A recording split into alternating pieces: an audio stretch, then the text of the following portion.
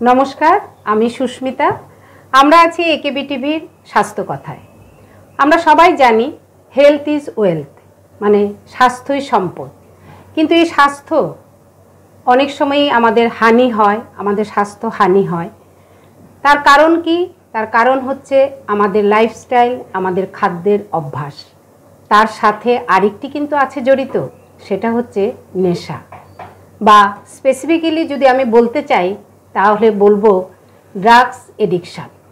এই drugs addiction এবং নেশা নিয়ে আজকে আমরা কথা বলবো একেবি টিভির স্বাস্থ্য কথায়। আমাদের সাথে আছেন ডক্টর দীপায়ন সরকার, মানসিক রোগ বিশেষজ্ঞ। ডাক্তারবাবু, একেবি টিভির স্বাস্থ্য কথায় আপনাকে নমস্কার এবং স্বাগত। তো ডাক্তারবাবু, প্রথমেই আপনার কাছে যে প্রশ্নটা আমি রাখতে চাইছি সেটা হচ্ছে, আমাদের নেশা তো অনেক কিছুই আছে, অনেক রকমের নেশাই আছে। সেটা ধরুন পান, বিড়ি, মশলা, সিগারেট, তারপরে যদি বলি ড্রিঙ্কস বা মদ, যেটা বলি আমরা বাংলা কথায়, সেগুলি তো আছে। আমি ওখান থেকে সরে একটু অন্য দিকে যেতে চাইছি। তার কারণ হচ্ছে আমরা প্রায়ই এখন শুনতে পাচ্ছি, এখন নয়, আপনি যদি গত 5-6 বছর ধরে দেখি আমরা, তবে দেখছি যে আমাদের যুব সমাজ, যারা নাকি আমাদের দেশের ভবিষ্যৎ, আমাদের রাজ্যের ভবিষ্যৎ, তারা নেশায় আসক্ত হচ্ছে, ড্রাগস এডিক্টেড হয়ে যাচ্ছে। এবং সবচেয়ে বড় কথা হচ্ছে, ওরা যে নেশায় মানে আসক্ত হচ্ছে, ড্রাগস এডিক্টেড হয়ে যাচ্ছে, এটা অনেক সময় বোঝা যাচ্ছে না। তো আমার প্রথম প্রশ্নটা থাকবে, এই যে ড্রাগস এডিক্টেড হলে পরে তাদের স্বাস্থ্যের, মানে যিনি হন তার স্বাস্থ্যের কি কি ক্ষতি হতে পারে, প্রথমে আমি আপনার কাছে এটা জানতে চাইব। দেখুন, আপনি যেটা বললেন যে নেশা, আসলে আমরা প্রাচীন সময় থেকে দেখে আসছি, মানে বিভিন্ন সময়ে বিভিন্ন মানুষ বিভিন্নভাবে এই নেশা, বা আমরা ইংরেজিতে যদি বলি সেটা হচ্ছে এডিকশন, সেটার মধ্যে জড়িয়ে যাচ্ছে। এবং যখন আমরা নেশার কথা বলবো, উচ্চারণ করব, তখন সেটার সঙ্গে স্বাস্থ্যের একটা নেগেটিভ দিক অটোমেটিক জুড়ে যাচ্ছে। হ্যাঁ, অবশ্যই। কাজেই সেই ক্ষেত্রে যে আমার চিন্তাটা থাকবে যে ক্ষতিটা কোথায় হচ্ছে, ক্ষতি হচ্ছে সেটা নিয়ে কোনো কনফিউশন নেই, সন্দেহই নেই, সেটা ক্ষতি হচ্ছে। এখন আপনি যেটা বললেন যে নেশা, আসলে একটা আমরা যদি দেখি পুরো গ্লোবালি পৃথিবী ব্যাপী আমরা দেখতে যাচ্ছি যে নেশার যে সংখ্যা, নেশার যে বিজনেস বা নেশার মধ্যে যে যারা জড়িয়ে যাচ্ছে দিন দিন, সংখ্যাটা কিন্তু ক্রমাগত বেড়ে যাচ্ছে। সেটা আপনি যেই স্থানের কথাই বলুন, আমরা যদি সেই সংখ্যাটা দেখি, সেটা কিন্তু ক্রমাগত বেড়ে যাচ্ছে। এটা বিভিন্ন কারণ থাকে, বিভিন্ন পলিসি, বিভিন্ন কিছুর জন্য বেড়ে যায়, এবং স্বাস্থ্যের পক্ষে সেটা অবশ্যই ক্ষতিকারক। সেই স্বাস্থ্য আমরা যারা মানসিক রোগ বিশেষজ্ঞ আছি, আমরা ঠিক স্বাস্থ্য বা শরীর, আমরা যেটা বলি যে কারোর জ্বর হয়েছে, ওজন বেড়ে যাচ্ছে, ওজন কমে যাচ্ছে, সেটার পাশাপাশি আরেকটা নির্দিষ্ট দিক আমরা যেটা দেখি যে মনের স্বাস্থ্য। কারণ আমরা জানি যে মন যদি কারোর ঠিক না থাকে, মন, মানসিকতা, যে কোনো কাজের ইচ্ছে, তাহলে কিন্তু আমরা সমাজে ঠিকভাবে চলতে পারবো না, আমাদের দৈনন্দিন যে কাজকর্ম সেটা কিন্তু আমরা করতে পারবো না। তো সেই দিক থেকে চিন্তা করে আমরা যেটা দেখি, আমাদের যে নেশার সঙ্গে যুক্ত যে রোগীরা আছেন, ওরা দেখতে পাচ্ছি যে মানসিকভাবে ভীষণভাবে ক্ষতিগ্রস্ত হয়ে যাচ্ছে। কারণ আজকে যদি আপনি কথা বলছি, দর্শক শ্রোতারা যারা আছেন, বন্ধুরা যারা আছেন, টিভির পর্দায় বসে আপনারা দেখছেন, আপনার মন যদি সুস্থ না থাকে, আপনি যদি কি বলছি সেটা যদি বুঝতে না পারেন, তাহলে কিন্তু এই আমাদের যে প্রয়াস, আপনিও ক্যামেরার সামনে বসে যে প্রয়াস করছেন আমাদের বোঝার জন্য, সেটা কিন্তু বিফল হয়ে যাবে। তার মানে যে আমাদের যে চিন্তন শক্তি, সেটা কিন্তু হারিয়ে যায়। সেটা একটা বিশেষ গুরুত্বপূর্ণ দিক আমরা যদি নেশার মানসিক স্বাস্থ্যের উপর প্রভাব বলি। পাশাপাশি আমরা দেখি যে আজকাল যে ধরুন ড্রাগ এডিক্ট বা নেশার সঙ্গে যুক্ত যারা আছেন, ওরা শরীরের বিভিন্ন অংশ, আমি সেই মানসিক কথাটা পরে বিশদভাবে বলবো, তাছাড়া ধরুন লিভার, কিডনি বা যে কোনো ধরনের যে হার্টের স্বাস্থ্য, সেটা কিন্তু ক্ষতিগ্রস্ত হচ্ছে। আমরা দেখেছি যারা অ্যালকোহল নেন, ওরা ভুলে যান কিছুদিন পরে, হার্টের প্রবলেম হয়, লিভারের প্রবলেম হয়। আমরা দেখি যে পেটের মধ্যে জল চলে আসে, এবং আমরা রাজ্যে বহিরাজ্যে গিয়ে অনেক চিকিৎসার চেষ্টা করি, কিন্তু সেই ক্ষেত্রে কিন্তু আমরা দেখি যে খুব একটা সুফল কোথাও হয় না। কারণ নেশা শরীরের মধ্যে যখন আসে তখন ব্রেইনের যে কিছু স্ট্রাকচারাল গঠনমূলক যে আমাদের বিভিন্ন অংশ আছে, সামনের ব্রেইন, পিছনের ব্রেইন, মাঝখানের ব্রেইন, ওইখানে কিন্তু এভিডেন্স আছে। আমরা বিভিন্ন রিসার্চ করে দেখেছি যে ওইখানে ব্রেইনের কিছু পার্মানেন্ট ড্যামেজ করে দেয়। আচ্ছা। এবং সাথে আমরা দেখি যে লিভার, কিডনি অথবা হার্টের সেখানেও কিন্তু পার্মানেন্ট ড্যামেজ করে দেয়। কারণ আপনারা দেখে থাকবেন, সেটা খুবই কমন, আপনার আশেপাশে যে বন্ধুবান্ধব, আত্মীয় স্বজন যদি কেউ থাকে, আপনারা দেখবেন যে এই নেশা থেকে যারা অসুস্থ হয়েছেন সম্পূর্ণভাবে নেশা ছেড়ে এবং মানে ভালোভাবে ধরুন দিন কাটাচ্ছেন, সেই সংখ্যাটা কিন্তু কম। কারণ নেশার যে সংজ্ঞা বা ডেফিনেশন, সেটার মধ্যেই বলা আছে ব্যক্তি যখন বুঝবে যে এই দ্রব্যটা ওর জন্য ক্ষতিকারক, তা সত্ত্বেও তার নিতে লাগছে, ধরুন সেটা মানসিক চাপে হোক, শারীরিক চাপে হোক, তখন এটাকে আমরা পর্যায়টাকে নেশা বা এডিকশন বলবো। আচ্ছা। তার জন্য আমরা যদি ওকে বোঝাই যে বাবা তুমি নেশা করবে না, তোমার শরীর মন ক্ষতি হয়ে যাচ্ছে, সেটা আলাদা করে বোঝানোর কিছু নেই। কারণ রোগিনী নিজে জানেন যে এই দ্রব্যটা আমার জন্য ঠিক না, ভালো না। তো সেইভাবে আমরা যদি দেখি যে শারীরিক, মানসিক বিভিন্নভাবে ক্ষতি হয়ে যাচ্ছে, এবং আজকালকার যে ড্রাগস, স্পেশালি আপনি যেটা বললেন যে আমরা বুঝতে পারি না, অনেক সময় দেখা যায় যে সামনের ব্যক্তি নেশা করে আছে কিন্তু বোঝা যায় না, এটার ব্যাপারে আমি এটার মধ্যেই আসছি। সেটা হলো আজকাল ধরুন ব্রাউন সুগার, বা যেটা বাজারে যেটা কোটা বলে, একটা ছোট্ট শিশির মধ্যে একটা ব্রাউন সুগারের সেই পদার্থ, সাদা পদার্থ থাকে, সেটাকে ওরা নেয়। এটার বিশেষত কোনো গন্ধ পাওয়া যায় না। বা কেউ যদি ক্যানাবিজও নেয়, গাঁজা যেটাকে বলি, সেটার মধ্যেও গন্ধ পাওয়া যায় না সেরকম।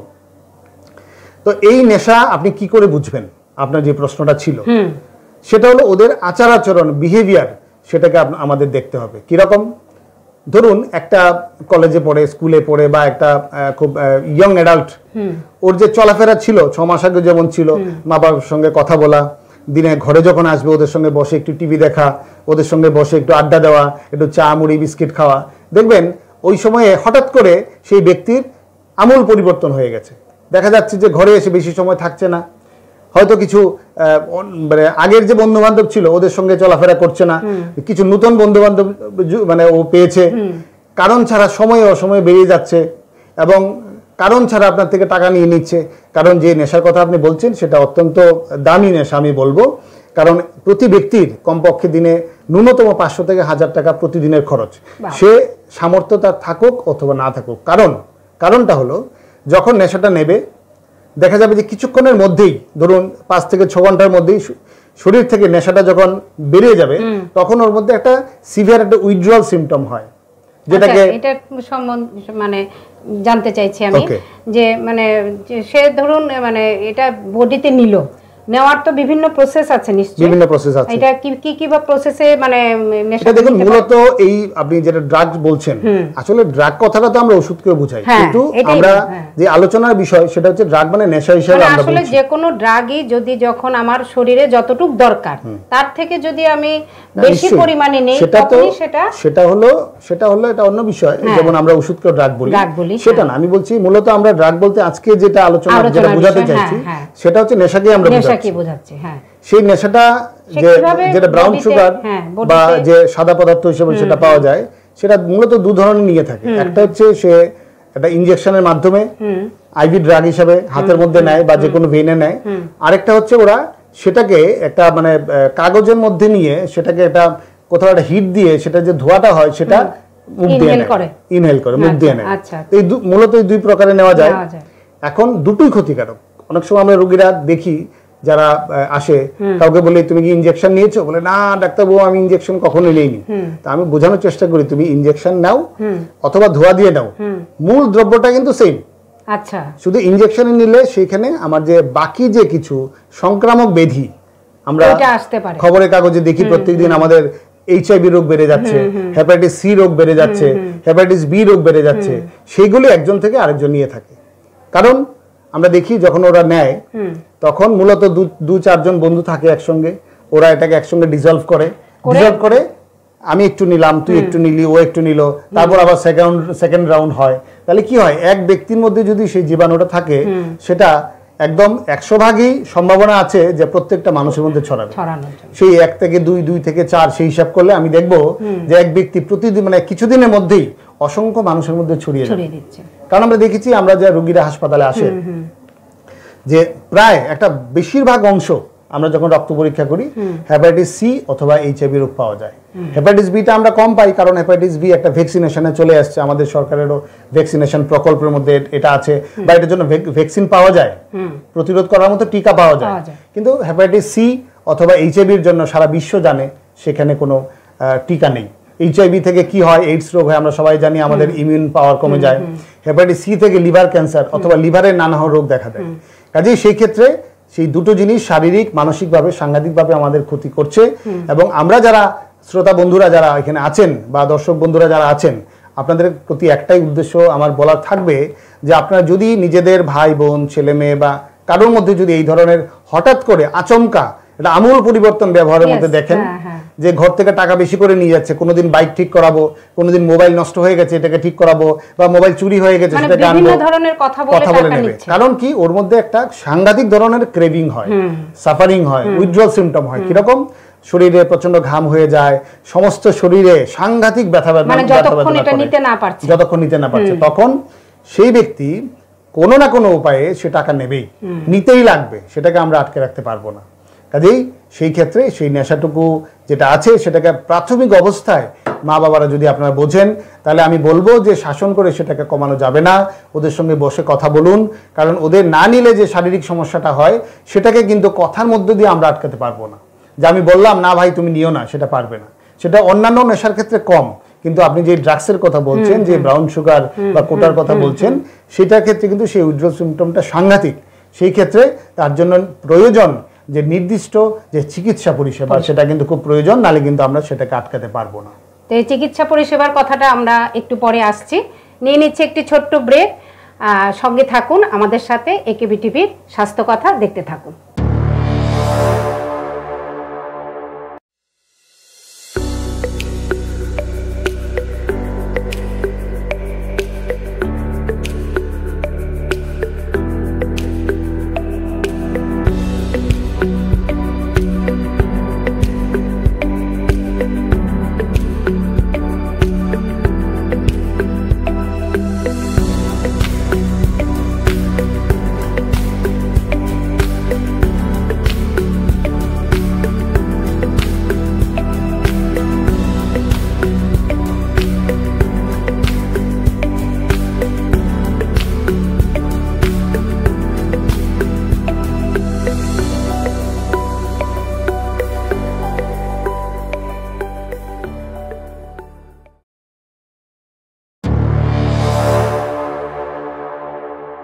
ফিরে এলাম আমরা একটি ছোট্ট বিরতির পর। আমরা আবার চলে যাচ্ছি আমাদের আলোচনায়, স্বাস্থ্য কথার আলোচনায়। তো ডাক্তারবাবু, আপনার কাছে আমার প্রশ্নটা থাকবে। প্রশ্নটা হচ্ছে যে আমরা প্রথমে তো জানতে পারলাম কি কি ব্যাপারে মানে ড্রাগ এডিকশান হচ্ছে, এবং এই ট্রিটমেন্ট, ড্রাগ এডিকশানের যে ট্রিটমেন্টটা কিভাবে করা যায়, সেই ব্যাপারে আমি আপনার কাছ থেকে এখন জানতে চাইব। যথেষ্টভাবেই আছে, কিন্তু সেটাকে যথাসময়ে আমাদের গ্রহণ করতে হবে। বিশেষ করে আজকের যেই ড্রাগসের বা ব্রাউন সুগারের যেই নেশার বিষয়ে আমরা আলোচনা করছি, তার জন্য সবচেয়ে প্রথম প্রয়োজন যে রোগী যারা আছে ওদেরকে মোটিভেট করা, বাড়ির লোক যারা আছে ওদেরকে জানানো কি কি চিকিৎসা ব্যবস্থা আছে। কারণ আমরা ট্রিটমেন্ট করতে চাই, কোথায় করব, কোথায় যাব, কোন ডাক্তার দেখাবো, কোন হাসপাতালে যাব, সেটা সবচেয়ে প্রথম প্রশ্ন চলে আসে। কারণ সেটার জন্য যেহেতু একটা স্পেসিফিক নেশা, তার জন্য আমি মনে করি স্পেসিফিক যে আমাদের যেখানে স্থান বা যেখানে চিকিৎসা হয় সেটা অত্যন্ত গুরুত্বপূর্ণ। সেই ক্ষেত্রে আমাদের ত্রিপুরা রাজ্যে যতগুলি হাসপাতাল আছে, আমি বলবো যে কোনো হাসপাতালে আপনি গিয়ে চিকিৎসার জন্য আপনি গিয়ে বলুন, সেখানে আমার সেই ডাক্তার ভাই বোনেরা যারা আছেন ওরা আপনাদের গাইড করে দেবে কোথায় চিকিৎসা করার, এবং প্রাথমিক চিকিৎসা যেটা সেটা নিশ্চিত রূপে সেখান থেকে শুরু হয়ে যাবে। কাজেই প্রথমেই যে তার জন্য আগরতলায় দৌড়াতে হবে, আমাদের মেডিকেল কলেজে যেতে হবে, সেটা নয়। আমরা ওইখানে গিয়ে আমরা পরামর্শ করব যে চিকিৎসার যে কি কি ব্যবস্থা আছে সেটা আমরা জানব, জেনে আমাদের সুবিধা মতো যেই স্থান, যেই চিকিৎসা, যেই ডাক্তারবাবু, যেই হাসপাতাল আপনার পছন্দ হবে সেখানে গিয়ে চিকিৎসা করান। কারণ সেক্ষেত্রে রোগী যদি মন থেকে প্রস্তুত না হয় যে আমি নেশা ছাড়তে চাই, তাহলে আমরা সাধারণত চিকিৎসা শুরু করি না। কারণ আমরা দেখেছি জোর করে যদি বিশেষ করে নেশার চিকিৎসা করা হয় তাহলে সেটা খুব একটা ভালো ফল আমরা পাই না। হয়তো দেখা যায় রোগী যারা আছেন ওদের বাড়ির লোকজনেরা যা নিয়ে এসছেন, এসে হয়তো চিকিৎসা করালেন ধরুন 1 সপ্তাহ 2 সপ্তাহ 1 মাস, তারপর রোগী বললো আর চিকিৎসা করব না, সেই ক্ষেত্রেও চিকিৎসাটা বন্ধ হয়ে যায়। তো সেটা যাতে না হয় তার জন্য আমরা মোটিভেশনের চেষ্টা করি, আমরা কাউন্সেলিংয়ের ব্যবস্থা করি যে এই রোগীকে কোন ধরনের চিকিৎসাটা আমরা দেব। কারণ চিকিৎসার মধ্যে 2-3টা প্রকার আছে। ধরুন কোনো ক্ষেত্রে আমরা এই কিছুটা ওষুধ রেগুলার খেয়ে যেতে বলি, কিছু ক্ষেত্রে আমরা যারা মনে করি যে ওরা আরেকটু স্ট্রং, ওদেরকে আমরা একটা ওষুধ দিয়ে কিছুদিন বন্ধ করে আরেকটা সেকেন্ড স্টেপে চলে যাই। সেটা রোগী ভিত্তিক আমরা ভেবে থাকি। এবং চিকিৎসার জন্য যে আমাদের রাজ্যে আপনারা জানেন যে 2টো মেডিকেল কলেজ আছে, আমাদের যে 8 ডিস্ট্রিক্টে সবখানেই আমাদের বড় হাসপাতাল আছে, এবং সেখানে মেডিসিনের ডাক্তার বা আমরা ধরুন মানসিক রোগের যারা চিকিৎসা করি আমরা আছি। সেখানে স্পেসিফিক যেটা আমার মেডিকেল অফিসার দিয়ে হচ্ছে না বা আমার প্রাথমিক স্বাস্থ্যকেন্দ্র বা কমিউনিটি সেন্টারে হচ্ছে না, সেটাকে আমরা টেক আপ করার চেষ্টা করি এবং আমরা সেই ক্ষেত্রে স্পেসিফিক ওষুধ দিয়ে থাকি। কিন্তু আমার একটাই অনুরোধ থাকবে যে রোগী যারা আছে এবং রোগীর বাড়ির লোকজনেরা যারা আছেন, যে চিকিৎসার সঙ্গে আমাদের লেগে থাকতে হবে। কারণ এই চিকিৎসাটা জ্বর সর্দি কাশির মতো চিকিৎসা নয় যে আমি 7 দিনের একটা ওষুধ দিয়ে দিলাম, অ্যান্টিবায়োটিক দিয়ে দিলাম, কাশির ওষুধ দিয়ে দিলাম, আপনারা চলে যান, ওষুধ খেয়ে চলে যাবেন, আর আসতে হবে না। এটা একদমই না। আমাদের এখানে চিকিৎসা আমরা ধরুন একটা পেশেন্টকে দেখার পর 10 দিন পরে আমরা রাখি, কাউকে আমরা 1 মাস পরে রাখি। সেই ক্ষেত্রে আমরা দাঁড়িয়ে আবার চিন্তা করি যে আজকের দিনে আমাদের চিকিৎসার নেক্সট পন্থা বা নেক্সট প্রসিডিউরটা কী হবে। তার জন্য চিকিৎসার সঙ্গে লেগে থাকতে হবে। এবং শ্রোতা বন্ধুদের মধ্যে যারা বা দর্শক বন্ধুরা যারা আছেন, আপনারা যদি দেখেন যে কোনো ক্ষেত্রে চিকিৎসা করতে গিয়ে 1 মাস 2 মাস 6 মাস পরে চিকিৎসাটা নষ্ট হয়ে গেছে, আমার একটাই অনুরোধ থাকবে, আপনারা চিকিৎসা আবার ফিরে আসুন। কারণ আমাদের চিকিৎসার যে এই নেশার যেটা টার্গেট থাকে যে ট্রিটমেন্টের পাশাপাশি হার্ম রিডাকশন, ধরুন রোগীর যতটুকু ক্ষতি হচ্ছে সেই ক্ষতিটাকে যদি আমি 100 থেকে কমিয়ে 50-এ আনতে পারি, তাহলেও কিন্তু আমার চিকিৎসার মধ্যে আমি সফলতা আমরা মনে করি। কারণ সব ক্ষেত্রে আমরা সবটাকে নিরাময় করতে পারি না, সেই ক্ষেত্রে আমরা সেটা চেষ্টা করি যে আমরা যাতে ওর হার্ম রিডাকশন করতে পারি, ক্ষতি যাতে কম হয়। সেই ক্ষেত্রে আমাদের হাসপাতালে যে আমি নরসিংগড়ের কথা যদি বলি, নরসিংগড়ে যে আমাদের মডার্ন সাইকিয়াট্রিক হসপিটাল আছে, সেখানে একটা এডিকশনের একটা ওয়ার্ড আছে, সেখানে আপনারা চিকিৎসার জন্য আসতে পারেন। আমাদের মেডিকেল কলেজ বা যে ডিস্ট্রিক্ট হসপিটাল আছে সেখানে গেলে আপনারা চিকিৎসার জন্য আসতে পারেন। এবং আমরা সবসময় বলবো যে চিকিৎসার সঙ্গে যাতে আমরা লেগে থাকি, চিকিৎসা থেকে যাতে আমরা হারিয়ে না যাই। কারণ এই চিকিৎসার মধ্যে আমরা ধীরে ধীরে ডোজ আমরা কম করে আনি। কোনো ক্ষেত্রে আমরা মনে করি যে এই নেশার সঙ্গে কারোর মানসিক স্বাস্থ্য জড়িয়ে আছে, কেউ হয়তো ডিপ্রেশনে আছেন, কেউ হয়তো অ্যাংজাইটিতে আছেন, কারোর হয়তো একটা বাইপোলার ইলনেস টাইপের একটা অন্য মানসিক সমস্যা আছে, সেটাকেও কিন্তু একসাথে ট্রিটমেন্ট করতে হবে। যদি আমরা দেখি তার নেশা থেকে শারীরিক কোনো প্রবলেম হয়েছে, সেই ক্ষেত্রে আমরা রেফার করি আমাদের ফিজিশিয়ান বন্ধুর কাছে বা অন্য হাসপাতালে যেখানে সেই মেডিকেল পার্টের চিকিৎসাটা হয়। কাজেই এই চিকিৎসা একটা সমষ্টিগত চিকিৎসা আমরা যেটা মানি সেটা বোঝানোর চেষ্টা করি। এবং বাড়ির লোকজনদের আমরা বলি যে শুধু শুধু দোষারোপ করলে বা বকাবকি যদি আমরা করি, সে নেশা ছাড়বে না। কারণ আপনারা জানেন আজকে থেকে এইটুকু করে এসেও কোনো লাভ হচ্ছে না। তার জন্য আমার অনুরোধ থাকবে যে ও কেন নেশা নিচ্ছে বা কেন আজকের পরে কালকে আবার নিতে হচ্ছে, সেই সমস্যাটুকু ধৈর্য ধরে শুনুন। ওর শারীরিক কী প্রবলেম হচ্ছে ওকে বোঝানোর চেষ্টা করুন। চলো আমরা ডাক্তারের কাছে গিয়ে চেষ্টা করি, তুমি একবার চেষ্টা করে দেখো, যদি ভালো না হয় 1 মাসের মধ্যে, তাহলে আবার তুমি নেশায় ফিরে চলে যাও। কারণ জোর করে আমরা চিকিৎসাটা করতে পারবো না এবং বাড়ির লোকজনের সহযোগিতা খুব প্রয়োজন। আমরা দেখি যে আমরা হাসপাতালে দেখি যে হয়তো পেশেন্টটা দেখা গেল আজকে 6 মাস বাদে আসলো, তো বললাম গার্জিয়ানকে কেন আসেননি, বলছে না ডাক্তারবাবু ওষুধ নেওয়ার পর তো 2 সপ্তাহ খুব ভালো ছিল, 1 মাস ভালো ছিল, তারপর দেখি যে আবার নেশা শুরু করে দিয়ে, তার জন্য রাগেই আসেনি। তাহলে আমি জিজ্ঞেস করলাম, অনেক সময় জিজ্ঞেস করি বাড়ির লোকজনদের, ঠিক আছে আপনি আসেননি, আজকে 5 মাস বাদে তো আসলেন, তো 5 মাসের রোগটা তো বেড়ে গেল, তাহলে 5 মাস আগে চিকিৎসা করতে আমার যতটুকু সুবিধা হতো আজকে কিন্তু সেই অবস্থাটাতে নেই, রোগী আরও খারাপ হয়ে গেছেন। এবং সেই ক্ষেত্রে বাড়ির লোকজনরা যাতে অযথা রাগ না করে চিকিৎসা বন্ধ না করে দেয়, তার জন্য আমার সবার প্রতি একটা অনুরোধ থাকবে। চিকিৎসার ব্যবস্থা আছে আমাদের হাসপাতালগুলিতে আছে, বা আপনারা যেখানে চিকিৎসা করতে চান সেই চিকিৎসা আমার যে কোনো যদি মানে প্রাথমিক স্বাস্থ্যকেন্দ্রে ডাক্তারবাবু সেই চিকিৎসা শুরু করতে পারবে। কিন্তু আমার একটাই অনুরোধ, আপনারা এগিয়ে আসুন। আপনারা আমাদের জিজ্ঞেস করুন যে আমরা কবে ভালো হব, কি হব, সেটার জন্য আমরা সবসময় প্রস্তুত। আমাদের হাসপাতালে একটা টেলি মানস নামে একটা শাখা খুলেছে, সেখানে ফোনের সুবিধা হবে আছে, আমাদের কিছু মানসিক স্বাস্থ্যের হেল্পলাইন নাম্বার আছে, সেগুলি যদি আপনারা জানতে চান যে কোনো হাসপাতালে আপনারা যোগাযোগ করুন, আপনারা এগুলো পেয়ে যাবেন।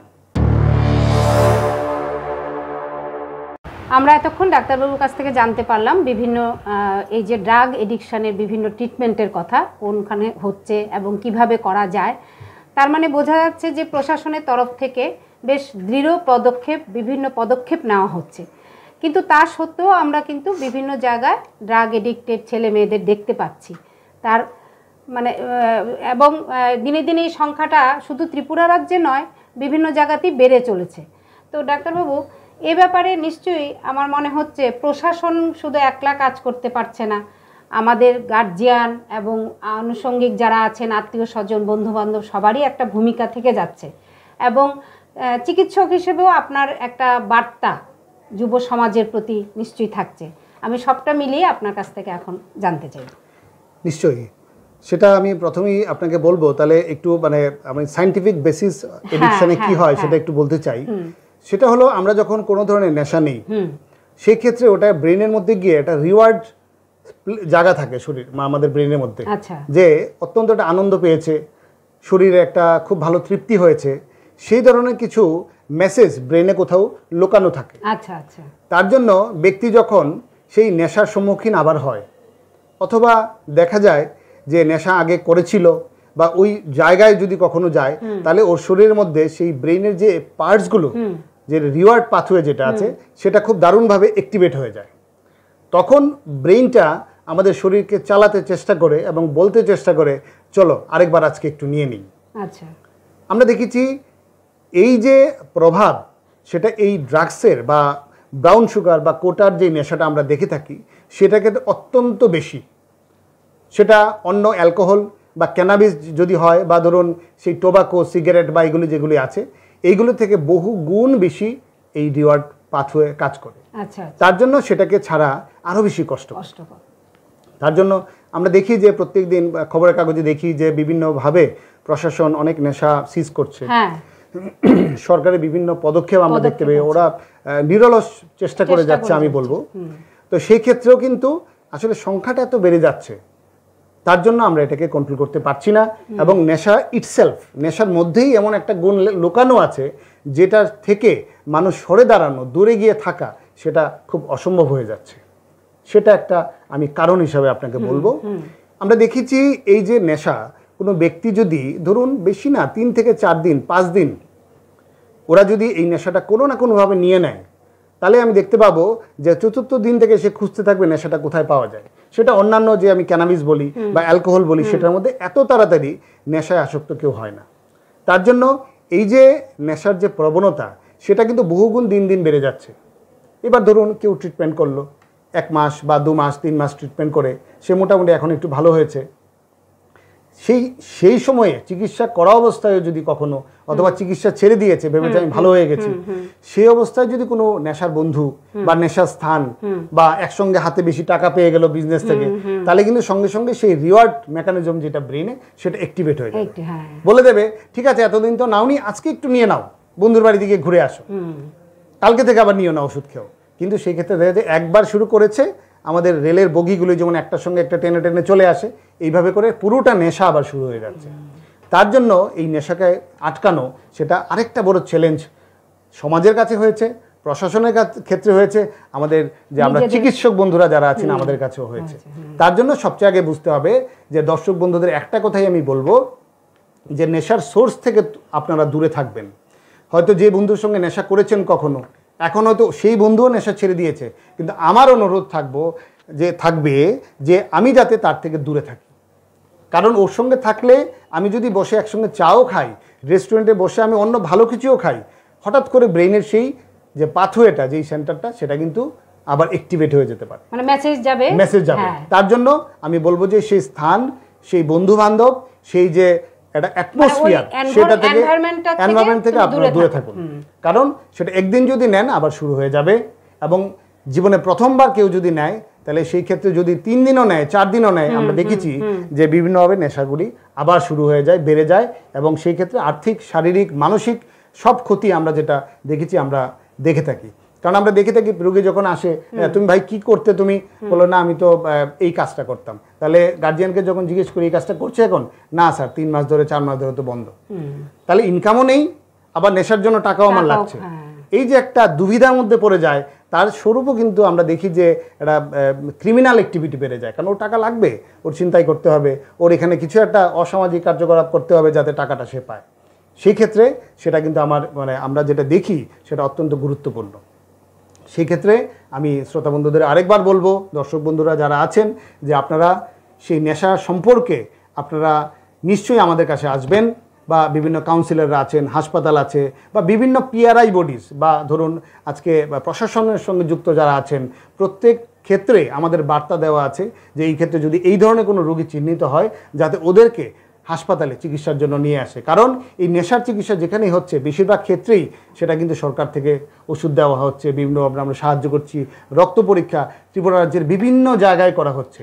তো সেই সুবিধাটুকু যদি না নেয়, যদি আপনারা হাসপাতালে না আসেন, যদি আপনাদের মোটিভেট করতে পারে এই সুযোগটুকু আমাদের না দেন, তাহলে কিন্তু আমরাই করতে পারবো না।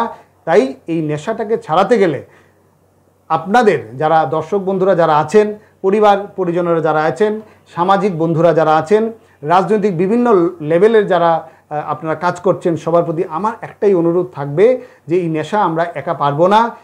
সমাজবদ্ধ জীব হিসেবে প্রত্যেকটা মানুষ, প্রশাসন মিলে আমরা যদি চেষ্টা করি, সেই নেশায় এডিক্ট বন্ধুরা যারা আছেন ওদেরকে দূরে সরিয়ে রাখলে হবে না, ওদেরকে কাছে টানুন, ওদেরকে নিয়ে আসুন চিকিৎসার মধ্যে। তাহলে কিন্তু আমরা ঠিকভাবে এই চিকিৎসার জন্য লড়াই করতে পারবো, এবং একদিন আমরা নেশামুক্ত ত্রিপুরা, নেশামুক্ত ভারত অবশ্যই আমরা করতে পারবো, এটা আমার বিশ্বাস। তো দর্শক শ্রোতা বন্ধুরা, আমরা এতক্ষণ ডক্টর দীপায়ন সরকারের সঙ্গে আলোচনায় ছিলাম। ওনার কাছ থেকে আমরা জানতে পারলাম কিভাবে নেশা আমরা আজকের যুব সমাজ বলুন বা অন্যরা বলুন নেশা নিচ্ছে শরীরে, এবং কি কি ট্রিটমেন্ট, সরকারি অনেক পদক্ষেপ, প্রশাসন থেকে অনেক পদক্ষেপ নেওয়া হচ্ছে এই নেশা বন্ধ করার জন্য। কিন্তু সাথে সাথে আপনাকে, আমাকে, সবাইকে এগিয়ে আসতে হবে। ডাক্তারবাবুর কথার সঙ্গে সুর মিলে আমিও বলবো, সমাজের সকল স্তরের মানুষদের এগিয়ে আসতে হবে নেশা বন্ধ করার জন্য। তাহলে আমরা নেশামুক্ত সমাজ, নেশামুক্ত ত্রিপুরা গড়তে পারবো। আমাদের আজকের অনুষ্ঠান আমরা এখানেই শেষ করছি। শেষ করার আগে আবারও দর্শক শ্রোতা বন্ধুদের মনে করিয়ে দিতে চাই, আমরা আবারও আসবো একেবি টিভির স্বাস্থ্য কথায়। স্বাস্থ্য সংক্রান্ত অনেক আলোচনা নিয়ে থাকবো আপনাদের সাথে। আপনারা সবাই চোখ রাখুন একেবি টিভির স্বাস্থ্য কথায়।